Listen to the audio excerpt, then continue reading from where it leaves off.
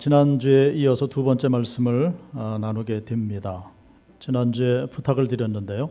집에 돌아가시면 요한계시록 2장, 3장을 꼭 한 번씩 읽어보시라 부탁을 드렸는데 다 읽으셨을 줄로 믿습니다.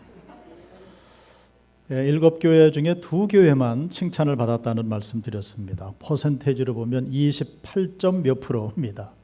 그래서 이대로 하면 하나님 나라는 망했다는 겁니다. 왜요? 이 땅의 교회들이 28점 몇 프로밖에 칭찬을 듣지 못하니 이 큰일이 났다 하는 겁니다. 그런데 하나님은 실수하지 않으시는 하나님, 하나님은 시작하신 일을 그렇게 흐지부지 마치시는 하나님이 아니시라 하는 겁니다. 그래서 그 사도 요한에게 2장 3장에서 소아시아 7교회에 주시는 말씀을 마친 후에 4장으로 이제 넘어오게 되는데요. 4장은 분기점이라는 말씀 드렸습니다. 5장부터 완전히 이제 다른 말씀들이 시작이 되는데, 특별히 그 이후에 주시는 모든 말씀들, 장차 일어날 일, 그리고 천상의 모습을 이제 우리에게 보여주십니다. 사람의 관점이 아닌 하나님의 관점에서 바라보시는 그런 광경이죠. 이것이 중요하다는 말씀을 드렸습니다. 자, 오늘 본문 2절 말씀 보시면요, 내가 곧 성령에 감동되었더니 보라 하늘의 보좌를 베풀었고 그 보좌 위에 앉으신 이가 있는데, 하나님께서 하늘 보좌에 좌정하고 계심을 2절에서 말씀을 하십니다. 자, 그런데 그 하나님의 모양, 모습이 어땠는가? 3절, 4절입니다. 앉으신 이의 모양이 벽옥과 홍보석 같고 또 무지개가 있어 보좌에 둘렸는데 그 모양이 홍녹보석 같더라. 또 보좌에 둘려 24 보좌들이 있고 그 보좌들 위에 24 장로들이 흰옷을 입고 머리에 금관을 쓰고 앉았더라. 말씀을 계속 보시면은 신병 생물들이 등장을 하고요, 24 장로들이 하나님을 경배하고 있다, 이렇게 기록을 하고 있습니다. 자, 8절 말씀 중간쯤 보면 거룩하다 거룩하다 거룩하다 하시는 말씀이 있죠. 이 거룩하다 거룩하다 거룩하다, 이 말씀 주석을 달아놨습니다. 이사야서 6장에 나오는 말씀이라는 거죠. 이사야가 나라의 어수선한 그 모든 문제를 안고 기도하기 위해 성전에 들어갔을 때에 성전 보좌에 현현하신 하나님을 이제 만나게 되죠. 그때 스랍들이 좌우에 둘러서서 찬양하는 소리를 듣게 되는데, 그때 이사야서 6장 3절에서 이렇게 노래를 합니다. 서로 불러 이르되 거룩하다 거룩하다 거룩하다 만군의 여호와여 그의 영광이 온 땅에 충만하도다 하더라. 이 말씀을 지금 요한계시록 4장에서 인용해서 사용을 하고 있죠. 거룩하다를 3번 이렇게 외친 것은 거룩하신 성부, 거룩하신 성자 예수 그리스도, 거룩하신 성령 하나님, 삼일체 하나님을 뜻하는 그런 의미로 거룩하다 거룩하다 거룩하다 찬양을 하고 있습니다. 그리고 11절 말씀입니다. 우리 주 하나님이여 영광과 존귀와 권능을 받으시는 것이 합당하오니 주께서 만물을 지으신지라 만물이 주의 뜻대로 있었고 또 지으심을 받았나이다, 이렇게 찬양을 합니다. 하늘의 천상에 나타난 기쁨을 말씀을 하고 있죠. 하늘에 하나님이 계시고 그 하나님을 찬양하는 가운데 천상의 기쁨을 우리에게 이렇게 엄청난 모습으로 보여주고 있습니다. 자, 그런데 여기서 이 땅 살고 있는 저와 여러분들이요, 아니 하늘에 계신 하나님은 이 땅의 세상의 문제들을 모르시는가? 왜 이렇게 혼자 기뻐하시고 저렇게 계시는가? 하나님이 세상을 모르시는 것이 아니죠. 다 보고 계시는 겁니다. 그럼에도 불구하고 염려한다든가 낙심, 두려움, 원망이란 것이 없이 천상에서는 모든 이들이 하나님께 찬양과 경배를 드리는 모습을 요한에게 직접 보여주시는 거죠. 자, 이렇게 천상 예배를 요한에게 모두 보여주시고 요한에게 이것을 기록하라 하신 그 큰 목적, 이유가 있다는 겁니다. 우리에게 무엇을 말씀하고자 하시는가? 이거죠. 세상 염려 좀 그만하거라. 이기적인 무한 경쟁을 좀 그쳐라. 그리고 천상의 이 경배자들처럼 이렇게 본받아 살아갈 수가 없겠느냐, 이러한 도전이 되시는 줄로 믿습니다. 왜 하나님을 우리가 경배를 해야 되는가? 하나님이시기 때문에 경배하는 겁니다. 무엇을 얻기 위해서 하나님 앞에 나와서 이렇게 지금 예배 드리는 것이 아니고, 하나님은 우리를 지으신, 우주 만물을 지으신 창조주 하나님이시기 때문에 경배하는 것입니다. 그래서 오늘 본문에서도 창조주 하나님을 찬양하고 있죠. 여러분들이 11절 말씀을 보시면 거기에 작은 글씨로 창일일 이렇게 적어놨죠. 그런 성경이 있습니까? 관주를 달아놨습니다. 창세기 1장 1절이라는 말씀입니다. 창조주 하나님, 염려와 걱정과 두려움이 없는 것은 아니지만은 그 모든 것들을 염려하기 전에 먼저 하나님이시기 때문에 우리는 하나님을 찬양하고 경배해야 한다 하는 말씀을 주시는 거죠. 자, 10절 말씀입니다. 24장로들이 보좌에 앉으시니 앞에 엎드려 세세토록 살아계시는 이에게 경배하고 자기 관을 보좌 앞에 드리며 이르되, 이렇게 되어 있습니다. 여기에 나오는 장로가 도대체 누구냐? 여러 구간 해석들이 있습니다. 그것도 24장로입니다. 이렇게 주장하는 분들이 있어요. 구약의 12지파, 예수님의 12제자 플러스 24다 이렇게 하는 분들이 있고요. 그랬더니 어떤 분이 그렇습니다. 아니, 지금 사도 요한은 아직 죽지 않고 이 글을 쓰고 있는데 그 예수님의 제자는 11밖에 되지 않잖냐? 그랬더니 또 뭐라고 그래요? 그거 사도 바울이야, 한 사람은. 그러면은 12, 그래서 24장로야. 이렇게 이야기들을 억지로 끌어다 맞추는데, 보통 정통적인 해석은 이렇습니다. 주님의 부르심을 받아 먼저 천국에 머물러 있는 모든 구원받은 성도들을 상징하는, 그래서 12 플러스 12는 완전수 중에도 완전수라는 겁니다. 우리 찬송가 8장 2절 보면 가사가 이렇게 되어 있습니다. 거룩 거룩 거룩 주의 보좌 앞에 모든 성도 면류관을 벗어드리네, 이렇게 찬양을 합니다. 이 가사가 바로 요한계시록 4장 10절 9절에서 비롯된 것이죠. 자, 그럼 24장로가 면류관을 쓰고 있었다고 그랬는데, 이 면류관을 썼다는 것, 그리고 벗었다는 것이 무엇을 의미하는가? 두 가지를 우리가 생각을 하게 됩니다. 첫 번째는 너무나도 당연한 것인데요. 금면류관은 무엇인가? 성도가 천국 가서 장차 누릴 모든 영광, 모든 존귀, 모든 승리, 이것을 나타내는 거죠. 저와 여러분들이 장차 하나님 나라 가면 이 모든 것을 받아 누리게 되는데, 그것을 금관, 금면류관이라고 성경은 기록을 합니다. 그런데 어린 양 되신 예수 그리스도 앞에서는 성도들이 누릴 모든 권세와 능력, 영광을 벗어서 어린 양 예수 앞에 드린다 하는 겁니다. 왜 그것을 벗어서 드리는가?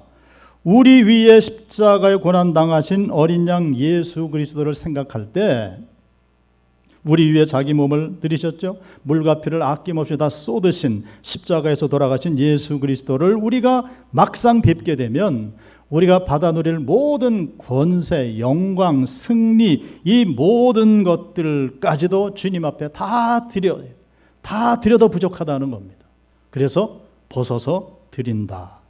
모든 영광과 존귀와 능력 받으소서, 주여 받으소서라고 찬양하지 않습니까? 자, 두 번째는 면류관을 벗는다는 말은 허영심을 벗는다라는 그런 의미가 있습니다. 그동안 30여 년 목회를 해오면서 수많은 가정들을 신방을 하고 수많은 성도들을 만나 상담을 해봤습니다. 그런데 오랫동안 깨닫지 못하다가 목회에 철이 들었다고 그럴까요? 세월이 지난 후에 제가 깨달은 바가 있습니다. 아니, 여러 선배 목사님들하고 대화를 해보니까 그분들도 그런 말씀을 하세요. 성도들이 지금 이 세상 살면서 안고 있는 다양한 영적인, 육적인 모든 문제, 이 모든 것들을 듣고 상담을 할 때에 눈에 보이지는 않지만 저마다 머리에 금면류관을 다 쓰고 앉아있더라 하는 겁니다. 이게 무슨 말입니까? 나는 이만큼 신앙의 연륜도 있고 금면류관, 세상적으로도 이만큼 성공했고 금면류관, 명예도 있고 금면류관, 재물도 모았고 금면류관, 이런 모든 것들을 성취를 했는데 그래서 적어도 나는 이만큼 드려야 되고 대접을 받아야 되고 막 이런 생각이 마음의 저변에 쫙 깔려 있습니다. 그것이 다 무엇이라고요?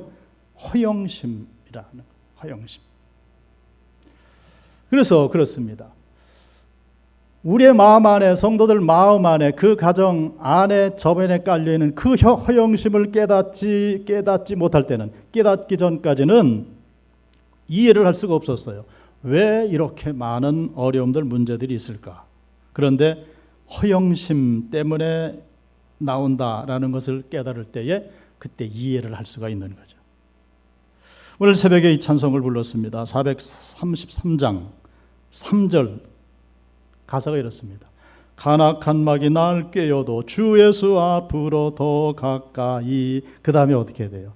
이 세상 속한 그 허영심 또 추한 생각을 다 버리니 정결한 마음 내게 늘 주소서. 할렐루야. 허영심. 왜 이런저런 일들로 인해서 인상 쓰고 분노하고 염려하고 낙심하고 자족하지 못하는가? 그 근본적인 문제는 허영심, 영어로 베너티라고 그러는데요. 오늘 아침에 화장하셨죠? 화장품 중에 바니싱 크림이라는 게 있죠. 바니싱 크림. 사용을 안 하십니까? 바니싱 크림이라는 게 있는데, 바니싱이란 말이요, 얼굴에 이렇게 화장을 해서 바르면 이게 온데간데 없이 금방 사라져버리는 바니싱 크림이라고 있어요. 그 바니싱이란 말이 이 허영심에서 나온 말입니다. 베너티에서는. 허영심은 그러니까 뭐예요? 지금 내가 다 움켜쥐고 있는데 오래지 않아 다 사라지는 것들이다. 그래서 바니싱 크림이 나왔다니까요. 사용을 안 하시네. 피부가 너무 좋으셔서.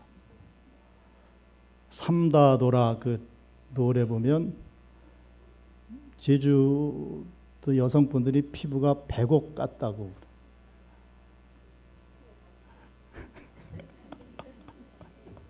이거 2부 예배 시간에 이런 얘기를 못합니다. 왜냐하면 시간이 딱 정해져 있기 때문에 빨리 설교를 끝내야 됩니다. 여러분들이 안고 있는 문제, 해결할 수 있는 비밀은 이런저런 모양으로 우리를 꾹 잡고 있는 허영심, 그 허영심이라는 겁니다. 이것을 벗어 던지기 전에는. 그래서 주께서 바울을 통해 주신 소중한 말씀이 있습니다. 빌립보서 4장 11절. 내가 궁핍함으로 말하는 것이 아니니라. 어떠한 형편에든지 나는 자족하기를 배웠다. 디모데전서 6장 6절. 그러나 자족하는 마음이 있으면 경건은 큰 이익이 되느니라. 할렐루야. 자족한다는 말은 무슨 말입니까? 허영심을 다 버렸다는 거죠. 성도 여러분, 여러분들이 누리는 그만큼도 누리지 못하는 사람들이 세상에는 수없이 많다는 겁니다. 이것을 우리가 깨달아 할 때 지금 내가 처해 있는 이 형편과 사정들이 나에게 어떻게 해요? 자족하다, 이것을 깨닫게 된다는 거죠. 이 자족한 마음을 가지게 되면 근심, 염려, 걱정, 두려움이 있습니까? 별 문제 없이 다 지나갈 문제들이더라 하는 겁니다. 어떻게 알아요? 시간 지나보면 알아요. 당신은 죽을 것 같습니다. 그래서 24장로들이 금면류관을 벗어드린다는 말은 내 인생의 주인이 내가 아니라 누구시라고요? 하나님이시라는 고백을 하는 거죠. 내 삶의 주권은 하나님께 있습니다. 이것을 행동으로 보여주는 겁니다. 그런데 만약에 그 금면류관을 그냥 쓰고 하나님 앞에 앉아 있다고 한다면 우리는 하나님을 참되게 예배할 수 없다. 면류관을 쓰고 있는 한은 보좌에 계신 하나님께 참된 경배를 드릴 수가 없다 하는 겁니다.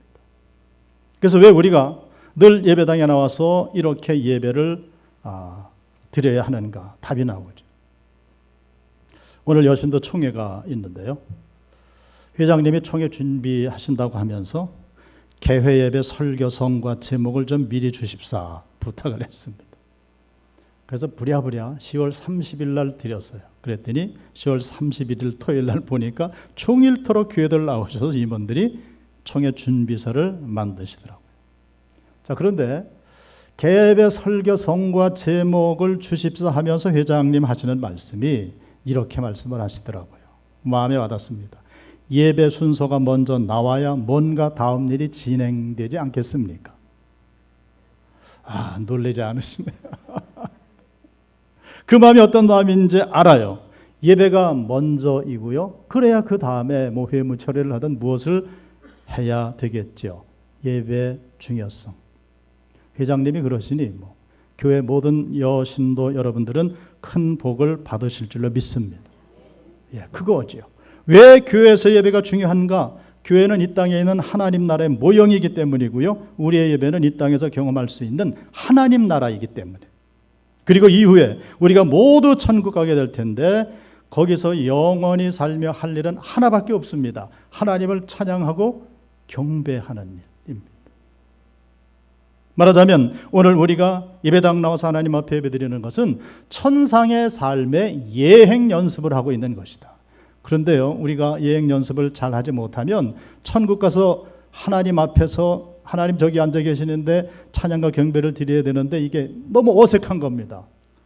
왜요? 예행 연습이 덜 돼 있어가지고. 사실 이 땅의 문제만을 생각하면 한도 끝도 없습니다.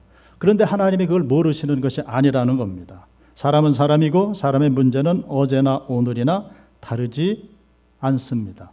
마찬가지로요. 사람이 모여있는 교회 연약함은 어제나 오늘이나 2000년 전이나 똑같다 하는 겁니다. 왜 그렇습니까? 2000년 전이나 오늘이나 사람은 다 똑같은 사람들이기 때문에. 그래서 사람이 하나님을 믿고 예수님을 향한 믿음을 지킨다는 것은 어제나 오늘이나 내일이나 힘든 건 마찬가지다. 코로나 사태 하에 있는데요, 유독 더 힘든 것이 아닙니다. 늘 언제나 예수님을 믿는 일은 우리의 큰 도전이 되고 사실은 어려움이 늘 따르게 된다는 거죠. 그것을 이겨내야 된다는 겁니다. 그 사실을 주님이 모르시는 것이 아니라는 거죠. 다 보고 계신다. 자, 본문 4장 6절 중반서부터 7절까지를 읽습니다. 보좌 앞에 수정과 같은 유리바다가 있고 보좌 가운데와 보좌 주위에 네 생물이 있는데 앞뒤에 눈들이 가득하더라. 그 첫째 생물은 사자 같고 그 둘째 생물은 송아지 같고 그 셋째 생물은 얼굴이 사람 같고 그 넷째 생물은 날아가는 독수리 같은데. 제자훈련 시간에 한번 말씀을 드렸는데요. 4세기에서 5세기 초에 유명한 교부 성 어거스틴이라고 있었습니다.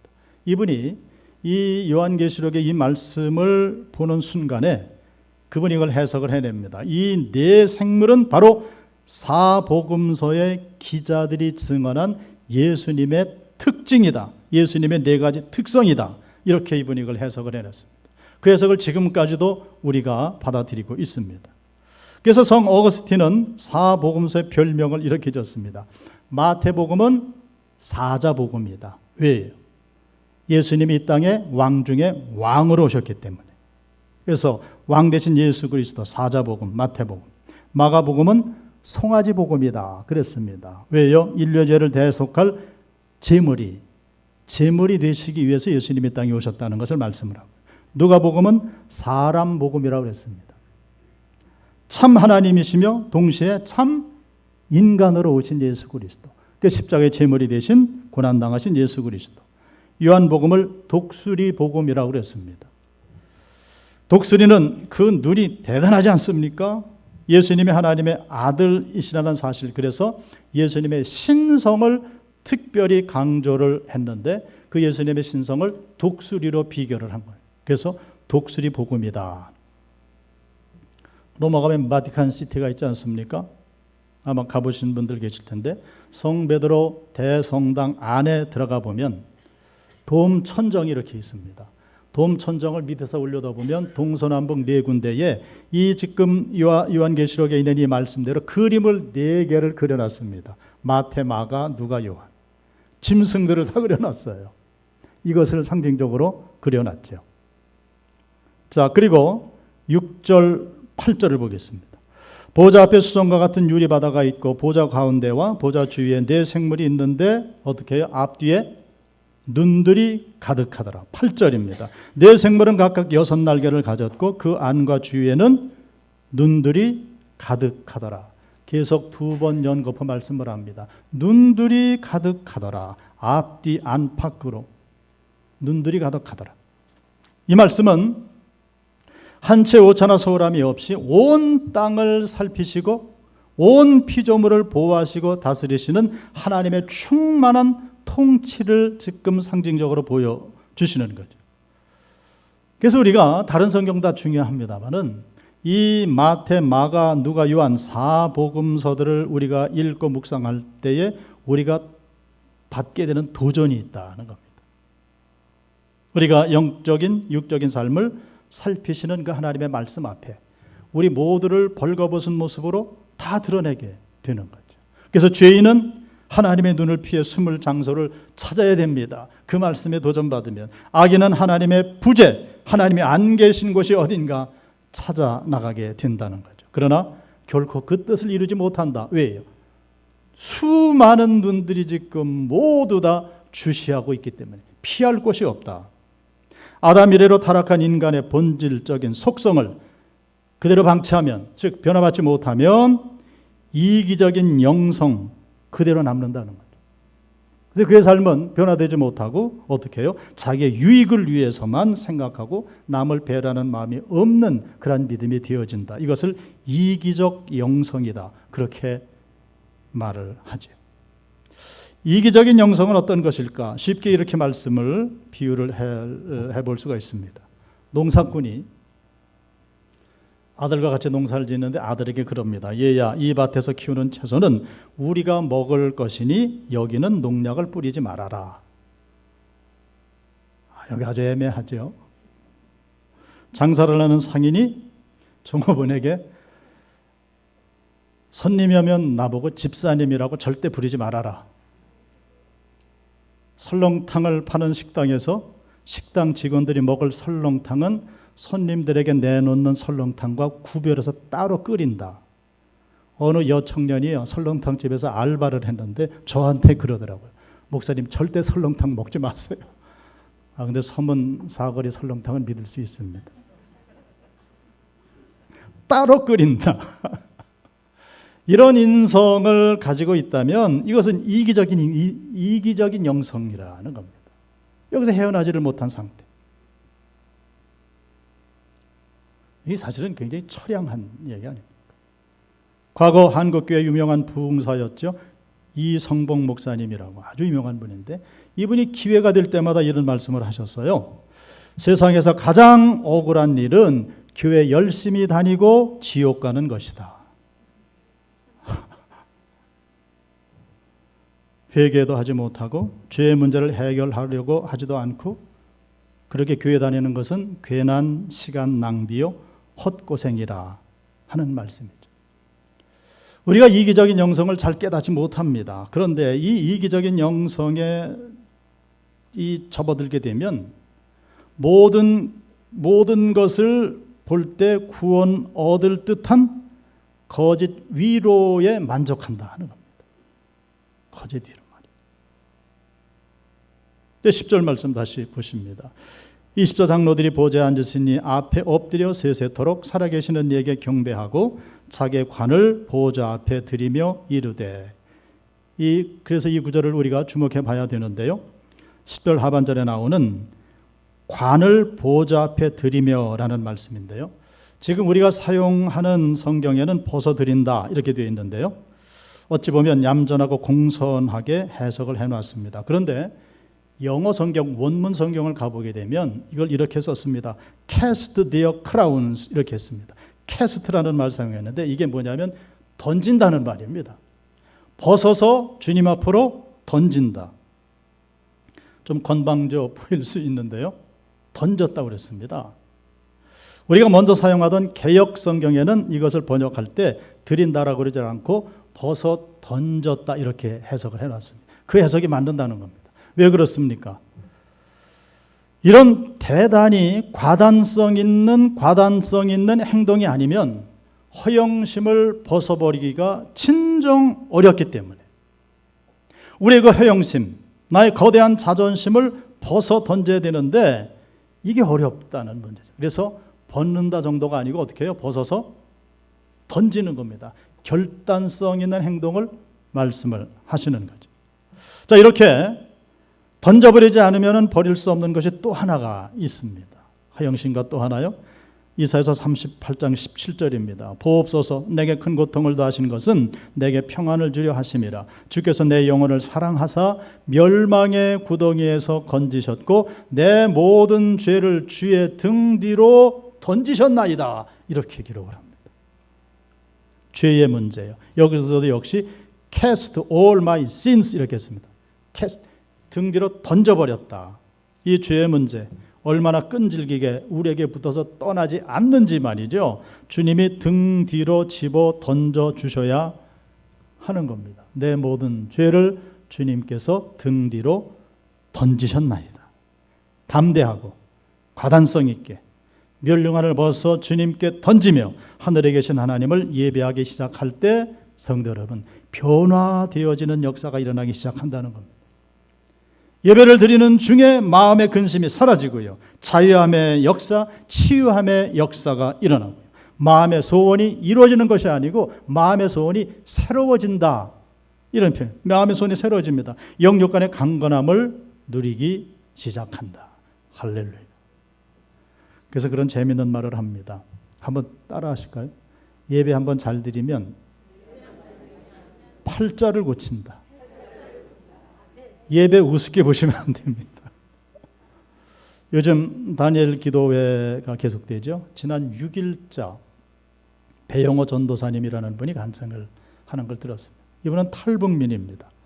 지금 우리 대한민국 품에 안겨서 장로교 신학대학교에서 신학을 공부하고 있는 분인데요. 이분 이야기를 들으면서 꼼짝 못하고 앉아서 들었습니다. 북한을 탈출을 하기를 6번을 했답니다. 탈출했다 붙잡혀서 또 붙잡혀가고 또 붙잡혀가고 그래서 온 몸과 마음이 완전히 파괴된 거죠. 2007년 남한으로 오기 전 마지막으로 체포가 됐는데 중국에서 체포가 돼서 주로 정치범들이 수감되는 북한의 황해도 보위부 감옥에가 들어갔답니다. 그 감옥에 갇힐 때 체중이 한참 젊은 사람이 32kg이었답니다. 감옥에 딱 들어가니까 사람들이 저건 그냥 놔둬도 죽어나가겠네 그랬답니다.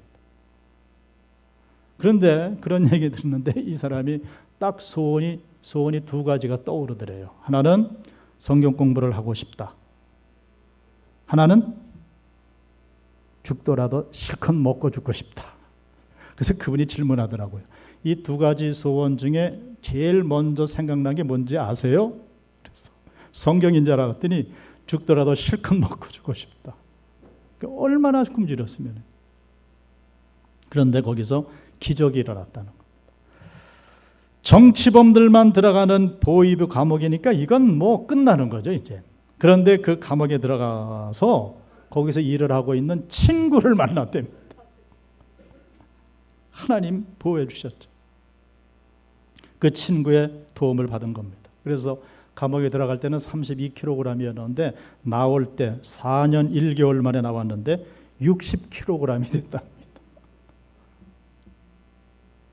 그분이 기도 제목을 나누더라고요. 북녘 땅을 위해서 지금 대한민국 교회가 할 수 있는 일이 무엇인가? 통일 세대를 내다봐야 된다는 거죠. 그래서 그 통일 이후에 북한을 리드할 지도자들을 한국교회에서 지금 세워나가야 한다. 그분 그런 말씀하시더라고요. 지금 북한이 지금 처해 있는 저 절박한 상황이 얼마나 어려운지 모른답니다. 그 이유가 무엇인가? 그렇게 부흥했던 하나님의 교회, 그 하나님을 떠난 대가를 저들이 지금 저렇게 치르고 있습니다. 자기가 하나님을 만나고 보니까 그 북한을 그렇게 사랑하시더라는 거예요. 그리고 자기를 이렇게 사랑하셔서 6번 다시 체포돼서 들어갔으면 죽는 것 아닙니까? 그런데 살려내시고 남한으로 보내셔서 신학을 준비케 하시는데 처음에는 막 거부를 했답니다. 그런데 나중에 깨달았다는 거죠. 신학을 준비케 하시는데 하나님께서 나에게 목회자가 되게 하셔서 통일되면 북한 들어가서 제일 큰 교회를 하시라고 그러는구나. 지금 남한에 탈북민들이 세운 교회가 57개가 있습니다. 제주에도 하나가 있는데요. 그들이 예배드리면서 늘 그 하나님 앞에 드리는 기도 제목이 그겁니다. 여기에서 훌륭한 기독교 지도자들을 자기들이 배출을 해내서 그들로 하여금 들어가서 일을 하게 하겠다는 거. 하나님의 일을 하겠다는 거. 북한이 무너질 듯 하면서도 아직도 건재한 것은 목적이 있기 때문에 그렇다는 거예요. 건재하는 것은 그거죠. 저 땅을 위해 눈물로 기도하며 죽으면 죽겠습니다. 순교했던 믿음의 선각자들이 뿌린 그 피와 그 눈물 때문에 아직도 하나님이 붙들고 계시고요. 또 하나는 저 북녘 땅을 위해서 기도로 중보하고 있는 남한의 모든 교회들, 세계 모든 교회들이 하나님 앞에 올려드리는 이분이 그 중요한 얘기예요. 기도와 찬양과 경배 때문에 하나님이 지금까지도 저들을 붙들어 주시고 이제 곧 통일을 주실 텐데 통일 이후에 무너진 제단들이 수축이 되고 그리고 하나님 앞에 예배드리는 날이 곧 오게 될 것이라는 그런 믿음을 가지고 자기는 살아간다 하는 겁니다. 그래서 그분의 결론도 오늘 요한계시록의 결론입니다. 사도 요한이 말하고자 하는 것이 그것 아니었습니까? 결국은 예수님의 이름이 승리한다. 예수님의 이름이 승리한다.